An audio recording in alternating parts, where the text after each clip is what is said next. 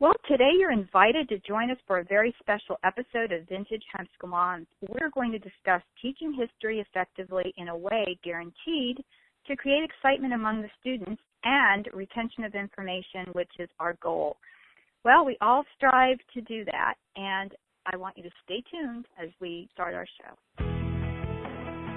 This is a production of the Ultimate Homeschool Radio Network. Welcome to the Vintage Homeschool Mom Show. Your host, Felice Gerwitz, is an author, a publisher, and your radio show host.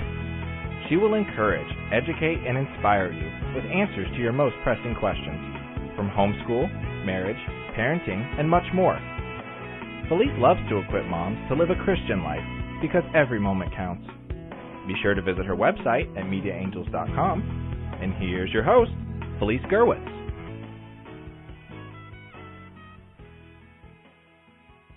Well, hi and welcome. Today we're talking about taking the mystery out of teaching history. And you know, history is his story. Think about it. I remember first hearing about that and thinking, wow, that is so cool. So, as a Christian homeschool mom, I want to teach my children historic facts that are not tainted with a revisionist or secular commentary. And so, in order to do this, my co-host and I today, Meredith Curtis, are going to share our most successful tips with all of you. Welcome, Meredith. Felice, thanks for having me. I love history. I love teaching it, and so I am really excited for this show today. Oh, that's so good, because I have to admit that history was not the topic I liked, and as you know, because I have co-authored science curriculum, I enjoyed science a lot better, which I never really liked either. How did I get to be a teacher, Meredith? I didn't like science or history. Oh, gosh. I guess my gifting is in telling other people how to do it, not necessarily enjoying it. But, you know, as a homeschool mom, I love science now. I love history. Math, not so much, but I like algebra. It's that geometry that is not my friend. But still, you know, we have so many great resources as homeschool moms, and we're going to share some of those with the listeners. And today, our sponsor is Powerline Productions, which is a company that Meredith owns, and Meredith is going to talk to us about some really cool cookbooks that she has put together that deal with traveling in the kitchen. And you have one on American history and ancient history. So tell us about those. Well, we found in our co-op several years ago that the way to our sons' hearts and our husbands to get them more interested in homeschooling was to cook. And so our first cooking adventure was a year we did geography, and we cooked authentic food from each country that we studied. Our husbands loved it. Our sons loved it. So gradually we began to add cooking to our homeschool co-op, and when we have American history, we cooked through the different time periods. When we had ancient history, we cooked foods from ancient cultures that they would have eaten, and so it was a lot of fun. The cookbooks, the ancient history cookbook just has recipes, and then at the end it has the actual study guide that we used with all the books and all the activities, and people have really enjoyed that. And then the American history actually has a history, several pages, about 5 to 20 on each chapter of history itself, and then even some of the history of food throughout American history. And then it's got all kinds of recipes in there, and some are very authentic, some are adapted.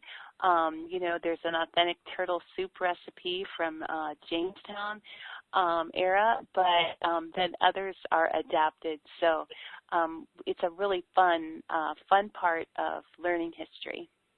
Wonderful. And we have a 50% off on those books that can be found at MediaAngels.com. So if you go to MediaAngels.com and click on the Books tab, you'll find a tab or a box that has Powerline Productions on it, and just click on that. And I'm going to tell you the code for that, but I'm also going to let you know that it does expire. So if you're listening to this in the archives and perhaps several months has gone by, this will be good for the month of September. So if you're listening in October or November and the code no longer works, what I would recommend you do is follow us on Facebook or just sign up for our email list at either mediaangels.com and also the Ultimate Homeschool Radio Network, because then you won't ever miss any of our specials, because all of that information is in our newsletters for our subscribers. So the code for that is going to be, and this is all capitals, and it's the acronym of Vintage Homeschool Mom, so it's VHM and then P for Powerline Productions. And so you will put that code in at checkout and you'll get 50% off, and those are ebooks. And then also MediaAngels.com has a special on the government and the American history class. The government and history class are videos that you will receive via email, and there is going to be an option for DVD purchase if you just want to purchase the DVDs and have it all in one place. That would be great. Or you can just watch it on your computer from the website, and there is a $50 off code for that, and it's VHM50, and that is going to work for $50 off on those classes. So we are excited to offer that to all of you, and we're going to discuss now how we encourage and get our children to be excited about history, and we're going to start with the younger years, and that is the fun time to really get your kids motivated about teaching history. So the first thing we do, Meredith, is look at, our favorite vendors and just buy a history textbook and start reading to our kids, right? No. although, I think that many people start like that, and I know I did. When I first started homeschooling, I was quite nervous to venture out and try something, brand new. And so I remember, we would read the history textbook, and then I'd think, okay, we've got to have some fun here. And then we would do all the fun activities in addition to reading the textbook out loud. So I think that's how I really got started with history unit studies, was an actual textbook. Right, and you can use textbooks. My house, does contain textbooks, and I remember when I wrote the book, Teaching Science and Having Fun, which was the first book I wrote for the homeschool community. And in that book, I had a whole section on textbooks, and I wrote a little disclaimer at the top saying, yes, even I do like textbooks when they're really good ones. And like you just said, you can use them as a jumping off point. Because if we just sit and read to our kids or have them read it, there is going to be, and statistics show this, Meredith, there is going to be a very small segment of the population that can actually just read and remember. And they'll be able to answer the questions, very briefly, maybe short-term memory, but then when you ask them later about, what they studied, they're not going to be able to share that with you. So one of the things my children were asking me to go over this year are some of the major wars that were, we've done a lot of American history and American government, but we really have not done a lot of world history that they remember, even though we did it when they were younger, and it was the same thing. It was taking out a book and reading it. So they don't remember, even though it was conversational. I know there are books out there that are like a story, and people like those, but I remember reading some of those books and being upset because they, instead of using BC and AD, they were using a secular terminology, and it was before current age, and that was something that my daughter was introduced to in college. And so when I pulled out those books, I'm going to tell you, as my kids would say, I flipped out and started ranting at the book and saying, what is this? Why are they putting this in here? And so I have a difficulty with that. So that's why I like biographies when the kids are little, and it's more of an entertaining talking about somebody's life. and also, like you were saying, the hands-on things. So, let's just talk about how, because we're throwing out a lot of things, do fun activities, biographies, cook with your family. But what are you thinking that a co-op is a good thing? And maybe let's do a definition of co-op real quick. And I'm also going to point everyone to a show on our network, on the Ultimate Homeschool Radio Network. If you're listening on iTunes or one of the other feeds, you may not often go to our site, so there are some great shows, and one of them is a show that is called Homeschooling Co-op Style, and Pat Wesolowski has done a lot of sessions on, effective co-ops. So what would be one of your recommendations? Like, let's just go over a day, and just give them some ideas of how to. Well, first of all, let's define co-op. I think I threw out that question, and I'm not giving you a have chance. homeschooled 3 different ways. We've homeschooled doing history, just our family, and then sometimes inviting friends over for certain activities. We've homeschooled another family where it was just the 2 families and did history like that, and that's actually how our church co-op grew, was just the Nolet family and our family doing history together for years and years. I think over 10, maybe since 2000, I think we've done history together as families.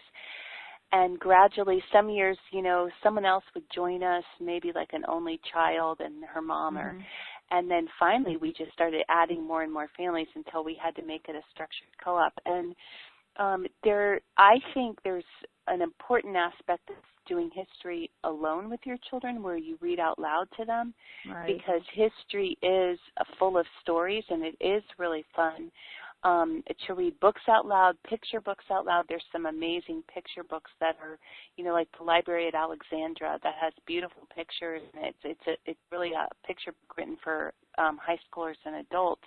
And then there's, that reading aloud time, but it's also fun to make things with friends sometimes, where you're making hands-on activities, and maybe like we love to watch videos along with what we're studying. So we always had like something that was the core of what we were studying. There's a textbook that we really like. Becca's 3rd grade textbook is really just biographies in order. And so every chapter is a biography, and you were talking about biographies, and that's how we did history one year with the little ones. It didn't matter what grade the textbook was. We all did it, all the kids together. We read it out loud. And then from that, we did activities, we did crafts, we made up little skits, we acted them out, we made food. When we studied colonial America, we decorated the table. We set the table perfectly symmetrically, because that was a big thing back then. And so we did all kinds of hands-on activities. We did, we pretended to write a diary for someone, or make up stories set in the time period, or newspaper interviews. And so we allowed different things to springboard from our study of history. Another thing that I did when the kids were little is we had Christmas unit studies, and we studied Christmas in colonial America, or different Christmas with Anne of Green Gables, and so we just studied it in different time periods, and then we would, as part of school, make all of our wrapping paper and all of our cookies, and all of our menu planning was related to whatever time we were studying in history.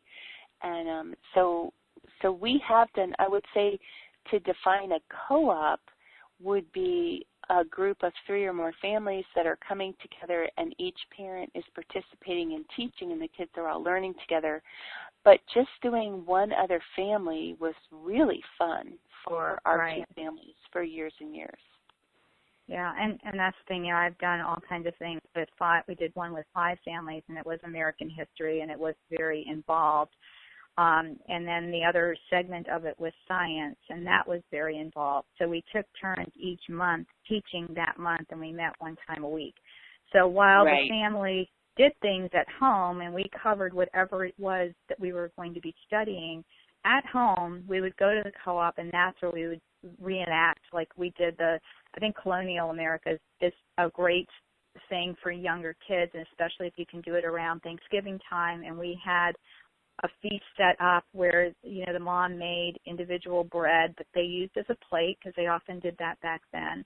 And she gave, each of the kids these little loaves of bread, and she had an entire chicken, and they had to eat with their fingers, and she even let them throw the bones on the floor, because that's what they would do, because the dogs would eat them, and now we don't give our dogs chicken bones.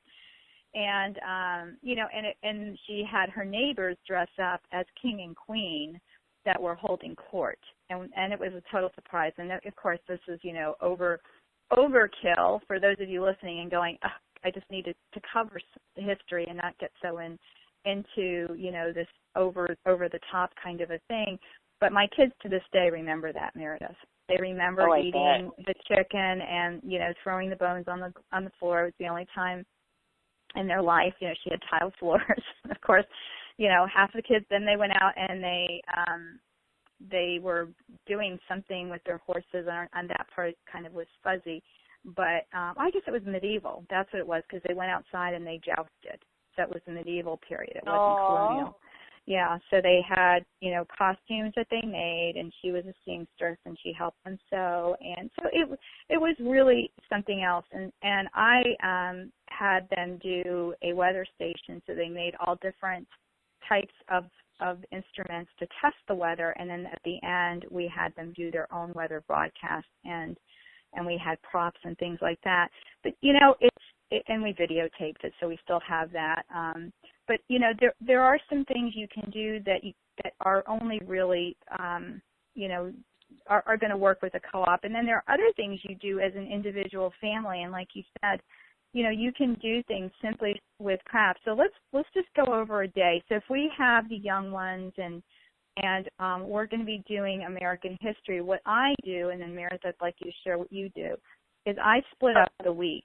And my preference is to do it when they were really young. I would do it in half a year. So like the first half of the year we would do American history, and the second half of the year we did science. As they got older, I needed to do both, because I was finding that they weren't remembering specific things if they only did it, once every half a year. So then I would break up my week, and it would either be Monday, Tuesday, Wednesday, and Thursday, because I always left Friday as our catch-up day. And then when they're younger, if there's a field trip, it's normally planned on a Friday, and you don't feel guilty for taking off of school. And I'm going to encourage you, if you have that opportunity within your community to go on field trips, do take those opportunities, because it really it's great for the kids, but it's great for the moms to connect with other homeschool moms. There's a dual purpose there. So then on Monday and Wednesday we would do American history, and on Tuesday and Thursday we would do science. And then one time, like every 2 weeks, I would have something really special that would be a craft or something special that we would do. And each time that I read to them, or they would read a section to me, because sometimes I would do that if I was finding that I was losing them. So we would pass around the book. So, somebody would read, a portion or a page and then pass it to the other person. And I would often have pages that they could color. And again, it depends on your child. If you have a child who has some learning issues and maybe can't concentrate, like I have one that has to doodle on everything, but as I'm talking to you, I'm doodling on my paper, on my notes, which makes it sometimes hard to see what I wrote. But I have a couple that are doodlers, because they think when they doodle. And then I have one that cannot color at all or do anything, or I'm going to lose them. And then I have another one that just needs to write down some keywords to remember.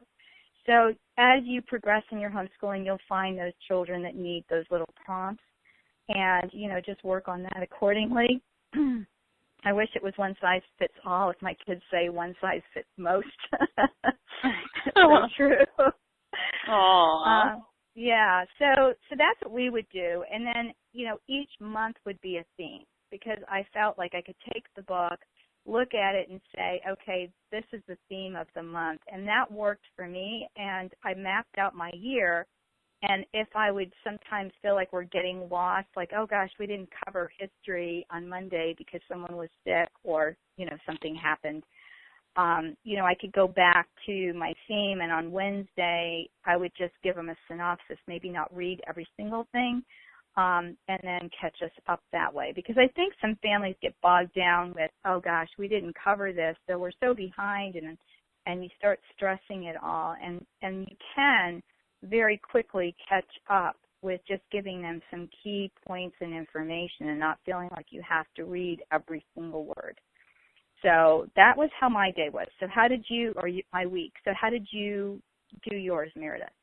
Well, we would usually do, language arts and math and science in the mornings, and then after lunch or during lunch, we would read aloud, and we did the same thing. We would pass the book around, and if the kids, some of the kids, the older ones, they might be reading biographies at the same time, and then, or historical fiction, and share what they learned. And then we would always do an activity. So maybe on Monday we would read out loud, and we read a lot of picture books, because I found even with my teenagers, they loved picture books. And sometimes we would, get, like, I remember studying cowboys. I have this picture book with all these real-life photographs of cowboys. And we would all just sit on the couch, and we would, after we read, like, whatever we were using as kind of our core thing, then we would look at all the pictures of cowboys. And so then Monday we might write, pretend that we were a famous person in pioneer days, and write a letter to the editor of the newspaper about all the traffic when I love it. The Oregon Trail was starting out. And so we might do that. And then we might draw a picture of something that's set in that time period, like, what did a street look like, or what did a house look like, something like that. And then maybe that would be it for history. Then the next day we would read aloud again. It might just be a picture book, or it might be something meatier. And then we might churn butter. And that's cool. The kids love that, don't they? Yeah, write a letter to Grandma and Grandpa about what we did.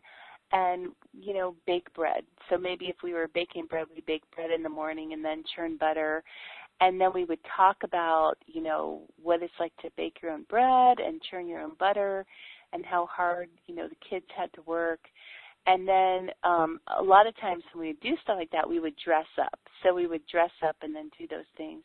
And then maybe on Wednesday, again, we would read out loud, and we might study about different inventions during that time and try to find pictures of them, try to act them out, or maybe, like, if we're talking about something like the telephone, do like the telephone and the string cups. And again, like, maybe make something to eat out of that time period, or do a craft, like a model log cabin out of cinnamon sticks, or something like that. And then, anyway, and one thing that I really love with young ones is hands-on museums. In Florida, we don't have tons and tons of history, except, of course, for St. Augustine, which is the oldest place. But when you're talking about, like, American history, we don't have as much, as people do, say, in Virginia or Massachusetts. But there is a lot of stuff in Florida from the Victorian times, from pioneer days, because there were a lot of Florida cowboys. And so those are really fun, is to go to hands-on museums. And I remember there's a Victorian home in Longwood. I live in Lake Mary. and you tour the home, and then the kids made a hat box, and then they decorated a straw hat, and so because that's what the ladies wore, and so that was a really special time. So we did a lot more field trips when the kids were younger than we do in high school. We never seem to have time for field trips and stuff like that, except when Mom says, "Okay, we're all going to the beach." We'll count it as a field trip. But so those are just some of the things, like we would do. That would be fun, and we love to pretend to, like, if we were studying pioneers, we'd take one day where we'd pack up everything we own in a covered wagon, and what would we take with us and things like That's that. Cool. So. Right. Well, we're blessed because we have Edison's Museum right here in Fort Myers. So that was someplace that was really easy to go to, and because this is a fort, it was named after the general's son or son-in-law. His last name was Myers, so that's how Fort Myers was chosen as a name. And we have some very small, but in downtown Fort Myers, which is very small, it has some really cool places you can go that have things from the building of the town. So that was one of the things I read when I was first married and moved to Fort Myers, and I asked my husband, well, he grew up here, and I said, how did this get named? And he didn't know. So I went to the library, and I got some books in the downtown library near where we lived, and it there was even a museum. When I was checking out these books, the librarian told me that. So I thought that was really cool. So, yeah, you can look and just see if there's something local, and there were some really great books that we got for field trips when my kids were younger, and they have them for Florida. I'm not sure they have it for everywhere, but it was a series of books they were called day trips, and you could look at your state, and it broke it up, and it broke it up into quadrants. So what would be close to you, and we're in Southwest Florida, so I bought that book, and then we liked it so much. I mean, we went to some very lame day trips, but like one was it had a train and a park, and that was it. And that train was from something, it made it in the book. So there were some, that weren't that great, but others that were really fabulous, and we enjoyed that. And so that was a fun thing. Well, when we come back, we're going to take a short break, but when we come back, we're going to talk about the upper grades, the middle grades, and high school. So stay tuned. What happens when you learn about the fabulous facts of American history, add notable presidential events, and a good measure of the U.S. Constitution? Well, you get a history class that is informative and has no rival. These 64 hours of video, taught by AP level instructor and award-winning professor of American history, Robert Woodrow Wilson, were recorded with a live audience. Now available on demand on your time, you can view this class from the comfort of your own home. This video course comes with instruction, handouts, and the tools you need for a high school level course that can be enjoyed by students of all ages.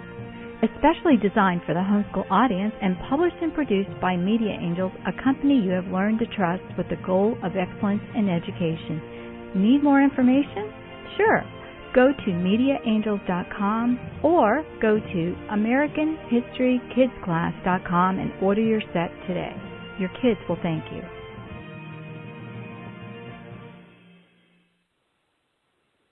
Well, hi and welcome back. This is Felice Gerwitz with co-host Meredith Curtis on Vintage Homeschool Moms, and today we're talking about teaching American history. We covered teaching American history to the younger kids in our class, and in our show notes, Meredith and I will give you some links to some of our favorite history curriculums, and several of our favorite history curriculums are actually cookbooks that Meredith has put together. And the cookbooks are so great because they're broken up into a certain segment of time, and Meredith has one for American history and also ancient history. So those are ones you're going to want to take a look at. And there'll also be a coupon code in our show notes. And you might be listening to this on iTunes or on your computer, and you're saying, well, where are the show notes? Well, thanks for asking. If you go to either the Ultimate Homeschool Radio Network and click on the tab for Vintage Homeschool Moms, it's actually a button, or you can go to vintagehomeschoolmoms.com and look for the session on teaching history, and you'll find them there. Well, Meredith, middle years, middle grades, so anything from, for our home, it's anything from 6th grade and up to high school, which is 9th grade and up. And we are just like you, when we're studying a specific topic, everybody studies the same topic, and then what we do with the older children is they can do a little bit more difficult project or paper, and that works really well, but you're covering the same topic, so you're not doing a lot of different, I can't imagine teaching a world history class. I actually did do that one year because one of my children needed to have world history when we were still doing American history with the younger kids, and I didn't want to switch them. So we did co-op that year, and I took American history and my friend taught world history. So to the older kids, and I did the younger. But that was difficult. I felt like, it was kind of a schizophrenic year. So I liked them all in the same period of history. I know some people use a classical approach to teaching, a lot of Charlotte Mason people out there, and these are different approaches to teaching that homeschoolers enjoy, and classical uses a 4-year change where they study specific things in each of those years, and then they do it again, but a little bit more deeper. And Charlotte Mason is a lot of reading and a lot of nature studies instead of, more of an exploratory science, which I like. I like the kids to, I think that's one of the reasons my kids do well on the thinking skills type of thing, because we did a lot of investigative science that was beyond just nature studies. Okay, so when we're talking about older children, how much of this changes, Meredith? I know some little crafts are going to change, but... Well, there were some things that I did not mention with the little kids that we did do, and we do them a lot in middle school and high school, so I'm going to touch on those. First number one, we memorize some basic dates, and we'll just start with the dates and we'll run through them. And so we'll start with, circa, my mind just went blank, 4,000 BC, God creates the world. Circa, 15, anyway, we just go through like Noah's flood, David, Abraham, David, Jesus, before Jesus, Alexander the Great conquers the entire known world, the fall of the Roman Empire, the Battle of Hastings, where William Normandy becomes King of England, the Magna Carta, the Reformation, the Pilgrims land at Plymouth, or Christopher Columbus discovers the New World, the Pilgrims land at Plymouth, on and on and on. And we have about 20 of those dates. And the reason why we have those dates, the reason why those dates were chosen is because they're pegs that if the Magna Carta was signed here, and you can kind of hang your hat on those pegs, and you can kind of get an idea of where dates are in relation to those. And so you have the Renaissance and the Reformation, they're kind of vague, but if you can remember the date of Martin Luther hanging the 95 Thesis, 1517, you can remember 1492, Columbus sailed the ocean blue. The Renaissance is really before Columbus and the Reformation is after. And it's just a lot easier, I think, to keep a big picture in your mind. Right. And one of the things we love... go ahead. I want to jump in, and I forgot all about the timeline, because that's exactly what you're talking about. And I have 2 huge timeline books. I ended up giving one to Christina, my daughter, who homeschools. But that's, because it's been a while. I I have two 11th graders now. So you're right. The timelines help as well. So as they're memorizing that, they can either put it in a timeline book, which is what we switched to with this group of kids. And then when my kids were younger, we actually had a timeline going around the room, which was very popular back then.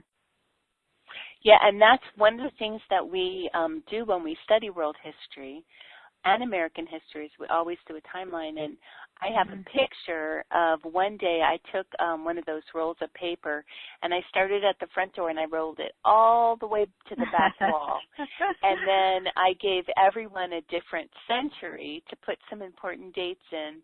And we did, and it was just really a neat way to look at history. And then, of course, at the very end, well past the year we were studying, it said Jesus returns, and I mean not too far past. And it just gave them a picture of history has a beginning, and it has a focal point, which is Jesus, and it has an end, which is when he returns and history is no more, and the earth is destroyed, and there's a new heaven and a new earth. And so I think that's an important concept. I think little kids grasp that with a timeline. Right.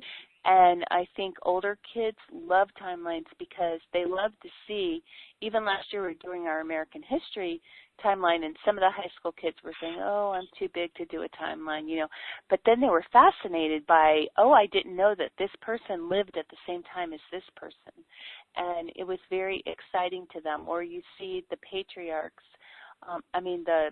the very beginning people, Adam and Seth and all of those people and how they overlap and how their lives overlap. So I think it's very exciting to do a timeline, and it helps history to make some sense, and especially for visual people. And then another thing that we do a lot of is we do maps.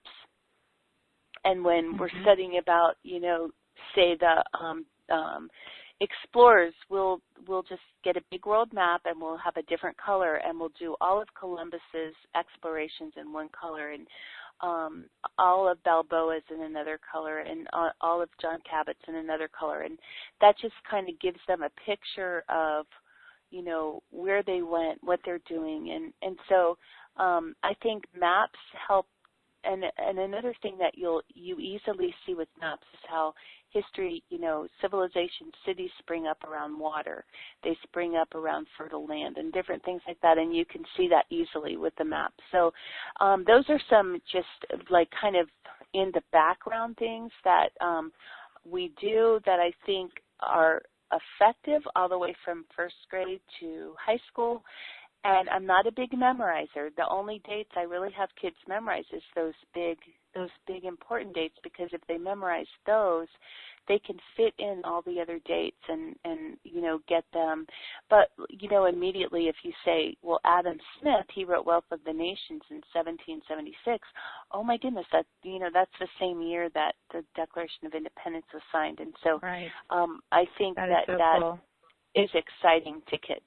And then I would say in middle and high school, the one thing that changes is I begin to teach them the whys behind things, and I start using a lot of original documents, because there is not just revisionist history in public schools, but a lot of history textbooks that are sold and to Christians, and people think they're Christian, but they're not. And I think it's really important to go back in time. Like when we study the Salem witch trials, we go back and we read about them. We read newspaper accounts of them. We read what Cotton Mather had to say and what really did happen. Because when you do that, you get a different perspective. And also by going back in time, you see people and their relationship to Jesus Christ. And that has a huge effect on our children, especially when we live in we're in such a time of apostasy. So I think that makes a huge difference. Right. I think that's very important as well, because that's exactly the focus of the classes that I ended up sponsoring. My brother-in-law taught, and they were the American history and American government. And my children first took those classes. Nicholas was high school, but Ann and Michael were, 3 and 5 years younger than he was, and they were able to sit and listen. But one of the things he does in the American history videos is it's not a picture, you're not looking at him, you're looking at slides, and he would just show pictures and a few words, but very much, with pictures. So first he went through the timeline of American history, and he called them fabulous facts. So the very important facts in history that changed the world. And he didn't comment on them one way or the other, this is good, this is bad. He just talked about the event. Then he went into, the timeline of what he called presidents, and then he would talk, like if he talked about the, Eli Whitney's grain mill, whatever it was, like my mind just went blank too. He would just show a picture of that mill, and then he would expect the kids to know what president was president when that mill was, when Eli Whitney invented it, the cotton mill.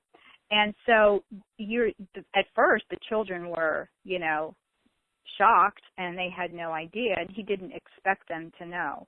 But they had a run chart, and they had to put down, I think he showed them 10 events or 10 pictures each class, and it took an hour because some slides he would talk more than others. And he would, give you this background of this, who the president was, some of the things he did, and not say his name. And then he would say, what president was this? And so they had to guess.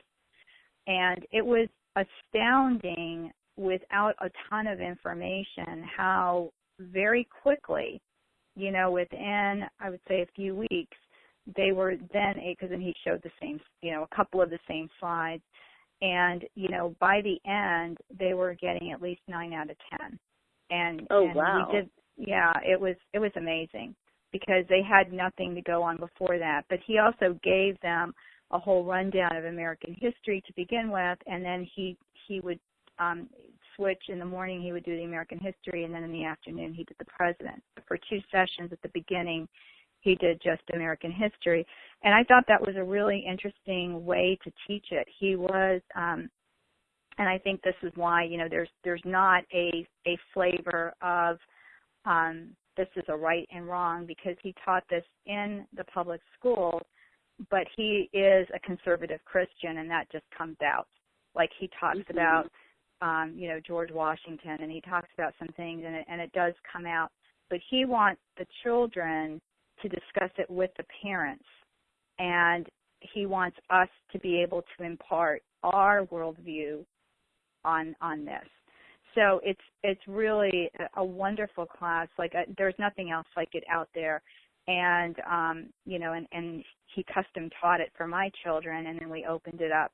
Now it is already videotaped and archived, and then there is a question and answer at the end from the students who were there, and he is available to answer questions if someone does get this set and has questions. And the same thing with the government class. He did government and elections.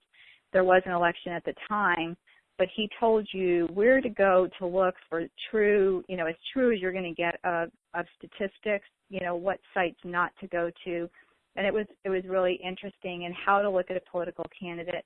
And after teaching this class, some of the mothers, one right here in Fort Myers, some of you may recognize the name Tara Jenner, because Tara has in the past has taught a lot of the Ultimate Homeschool Expo sessions. We have a seminar that we do online, and of course Meredith was one of our keynote speakers. But Tara has organized a coalition at her church that discusses what's going on, even though she's a homeschool mom, it discusses what's going on in the school board.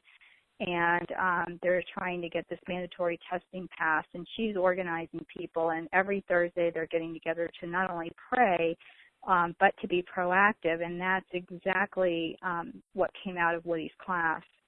And so, it was amazing to me, Meredith, because all he did, was showing these random pictures, I thought, but he does have a methodology behind it, and he was Teacher of the Year two different times in West Virginia where he taught.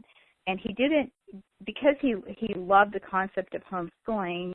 He's been married to my sister-in-law for, I think they've been married 1 year less than us, like 34 years. So he at first was not sure about homeschooling, but because he was so amazed at the growth, because we had, two of my other sister-in-law and I homeschooled, and he was so impressed with homeschoolers that he decided to do this class in the public forum as a pass-fail. And they were amazed at how well his students did. And this was just one period of class, like within a week. And they were always asking him to do more because they enjoyed it. Mm-hmm. So it really was a great class for us.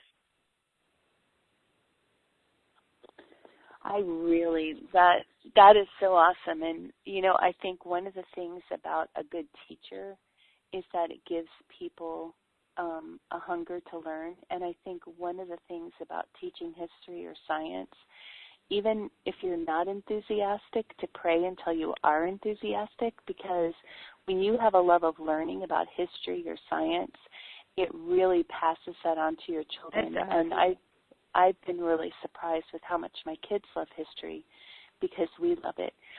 We used some textbooks this past year by Ben Carson, not by Ben Carson, he is the doctor, by Clarence E. Carson. And they were very, very meaty and very, very philosophical. And the kids learned really the why behind everything, and we had a lot of great discussions this year. And one of the things he did in it is everything that happened, every change that was made in the government, new laws that were passed and trends, he examined them in light of the Constitution. And my children are very now, not just my children, but the co-op kids are very, very tuned in now. When things happen in the news, they're like, hold on, is this constitutional? I know. Well, I don't know. What do you think about that? Did they pull out their pocket constitution? Because Woody had them when he did the American history. That's exactly what he did. He had them get a copy of the Constitution, and he would actually read certain sections. So in the classroom, he didn't read it to them. He just paused. But I told him, because this is a video, go ahead and read that section. And then they would look at what happened, and that's what we're doing with the show as well. But it was so funny. He said, it's your enthusiasm. He would start each class with, welcome, lovers of American history. Oh, and my kids that's thought that awesome. was so, isn't that cute? But yes. It's true, that you're already setting the stage that they're going to be lovers of American history, whether they're not, they are or not. So, yes, the Constitution is important. You should have a copy of that, and they are freely available online. And I was talking to somebody, a friend of mine, and she has a pocket Constitution that she keeps in her purse. So, I thought that was so amazing. And she's an attorney as well. But, that we are letting our kids see, does this hold up the Constitution? There are so many things happening today, which is the show we have, Current Issues and the Constitution. It's on Wednesday when we host that show, and you can find that on our website as well. And that is 2 times per month now. So it was weekly. And so Woody is teaching that, and that's looking at current issues and the Constitution and asking the students, what do you think? And then he gives, a perspective on that. So it is pivotal in this day and age to do that. So what about world history? I think we've covered American, unless you had something else you wanted to add about American history that we didn't cover.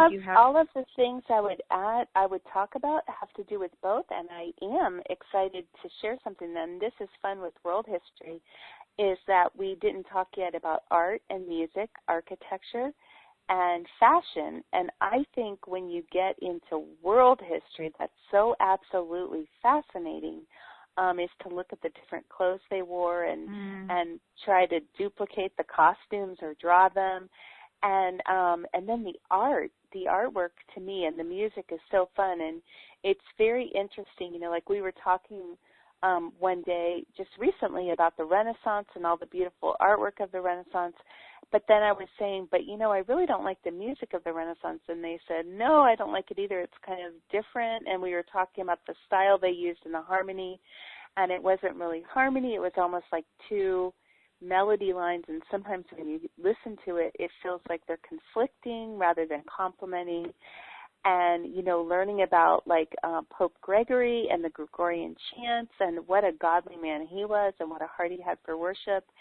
And then there's, the different learning about the romantic style of music and the time and the philosophies behind it, and then looking at architecture that's romantic, looking at paintings that are romantic, and seeing the same style in all of those different ways and how it reflects the philosophy. And one thing that I have all my high school kids watch is, it's Francis Schaeffer's video. Frankie Schaeffer produced it.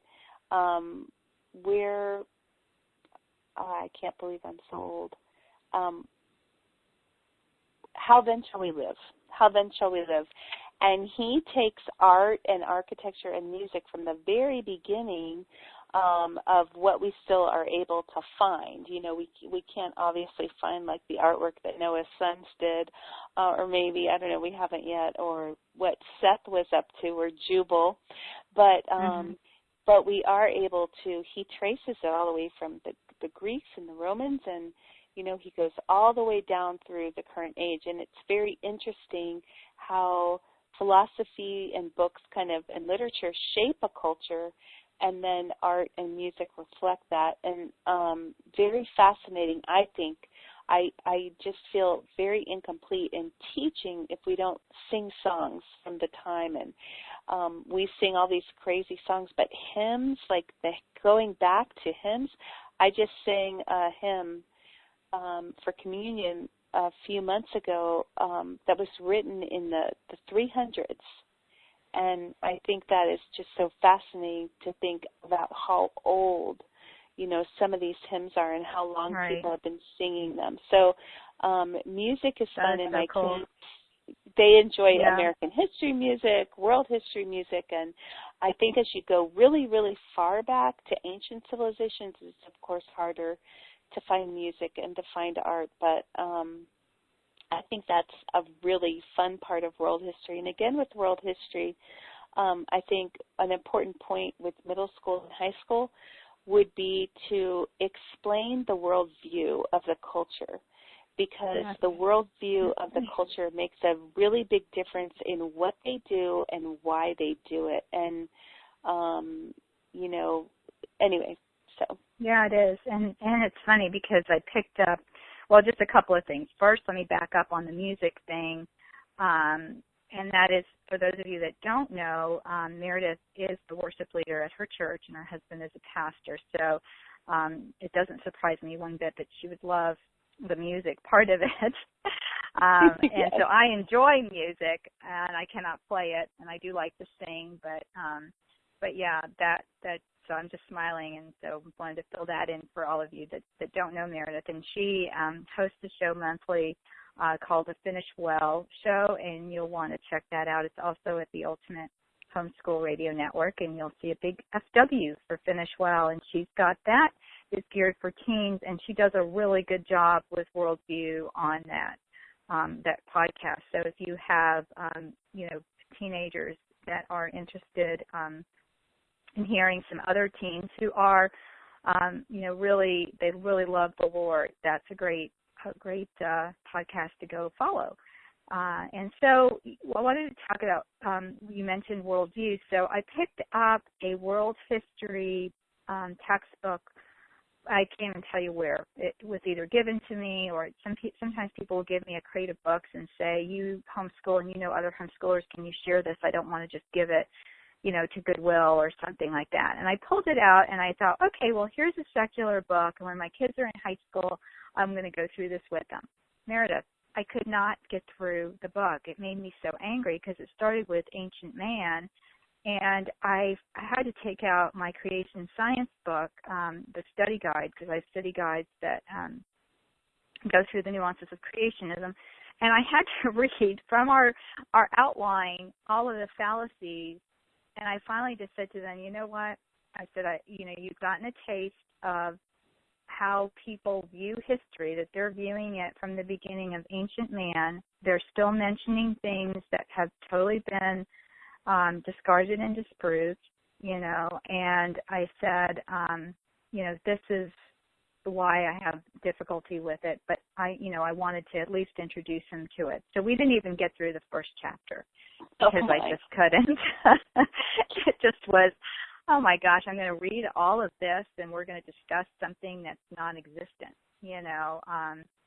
So I think the Piltdown Man was one of them, and it was a pig's tooth that was matched with a cranium that was found in a different location, or, that was, one of them was there 2 years before that was buried by the professors, and then they had their class go find it 2 years later. So, wow. it's just aggravating to me. And, if evolution was a truth, we should find so many fossils of early man, because it was billions of years that they're saying that we existed. So where is all the evidence? And there still isn't. So it's been, and then that ties in also with our science and what we're studying, and then we're going to do a whole section on anatomy this year. And I like in high school especially, and especially either American or world, because you're right, they both tie in, but to tie that in with literature. So we do a lot of reading of, American literature, not only biographies, but also authors. I'll pick out some specific authors that, I feel are good to read, and it's not so difficult in the past. It's very, very difficult in the present to find good books for your kids to read. And then I do the same thing with world history. That's where, the kids can read authors. British literature is always so much fun, although I start getting emails from Anne. She read Anne of Green Gables, and what else did she read? My mind's going too, but some of the classics, and I was getting emails, Mother, it is, forthwith that, I can't even do it right now. But to this day, she read this a couple of years ago, she still calls me Mother, and we just laugh, and it's kind of stuck. And then she would try to speak in that language, very cultured, very flowery, overuse of adjective, but so beautifully done, it's just beautiful. It's like when I read C.S. Lewis, I have to stop and just ponder his words because they're so eloquent. Right. In 2 sentences, he set the scene, and you've got the flavor of the character. But that's where we can, as homeschool moms, I can bring in C.S. Lewis this year. I can bring in a lot of the really good materials that I want my children to read, and I do count that for American history or American literature or world literature. And then, obviously we have a writing segment. And this year, I have to give a shout out, who's not our sponsor, but Write Shop. We ordered the second part. She has a Write Shop 1 and 2 for high school, and my children are really enjoying that. And we're using it as a refresher. Obviously, they've had a lot of writing, but I felt like it was very haphazard, and they've been really enjoying that Kim put together. So it's a good way for some of us that Meredith, you are so creative. Like when you were talking, I was like, how does she think of these things? Oh my goodness. But it's a gift. You are so creative, and you can come up with all of these great ideas. And so for those, listening who are saying, gosh, this is such great information, but I'm a little bit overwhelmed. And what we'll do, Meredith will, and I have a list of some of our favorite resources. And I have a question here. You mentioned somebody by the name of Clarence. I didn't get his last name for history. Oh, Clarence Carson. Carson. Okay, and what was the book? Do you remember the title of the book? Basic History of the United States, but I will check on that and I'll post it on my Facebook and the Media Angel Facebook.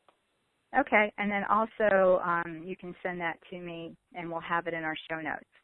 And perfect. Again, okay. Yeah, and again, to find our show notes, just go to Vintage Homeschool Moms and look for Teaching History, and you will find that. And that will be great. And then, for more information about any of the things that we've talked about, you can connect to us. I know some of you have emailed and said, you're not on social media. And so that's fine. You can send us an email at Felice@MediaAngels.com. And one of the cool things about subscribing to our e-zine is that you can just hit reply to that email and it will come directly to me. So if you have any questions, and that's how we get a lot of comments on our shows, and if anybody has any questions or anything, you can contact me. I have a little disclaimer in my e-zine saying, give me a couple of days. Sometimes I can respond right away, or give me a couple of days to respond, because I do sleep and I do take some weekends off. So I've had people who said, I sent you an email 2 days ago, and I think I was really tired that day, and I had taken some time off. So it's just always a good thing to do. And yes, it is. It is. So, Meredith, it has been a pleasure having you on. And one of the things, again, I want to ask our listeners. This is what's called a now my mind just went again. Oh, gosh, don't you love, we're vintage moms here, so that's our disclaimer. But a shameless plug, there we go. And that is, if you're listening to us on iTunes, or you have access to iTunes, if you would favorite our show, that really helps us a lot. And also give us a rating, because it really helps get good content up on the iTunes charts, and it allows other people to enjoy the podcast. So, of course, if you've enjoyed it, we'd love to hear from you. And if you have any questions or even requests for future shows, let us know. I think my shows are mapped out until October, but, either one of us would be happy to, give you, some of the things you'd like to discuss. And on Finish Well, Meredith, you have some of your upcoming topics, and so people can look at that as well on the website and find out, and then they can contact you as well. So if you want to contact Meredith, you can just email me, and I will forward it to her. And so, well, our time is up. And so we've gone over an hour today. I try to keep it under, but sometimes we do. And I hope all of you have enjoyed the show. Again, Meredith, thank you so much for being such a dear friend and coming on with me today. Thank you so much for having me, Felice. God bless you and everyone who's listening. And happy teaching history. Yes. Take care. Bye-bye. Bye-bye. Thanks for tuning in to the Vintage Homeschool Mom Show. Visit Felice at MediaAngels.com and to VintageHomeschoolMoms.com. Vintage Homeschool Moms is a production of the Ultimate Homeschool Radio Network.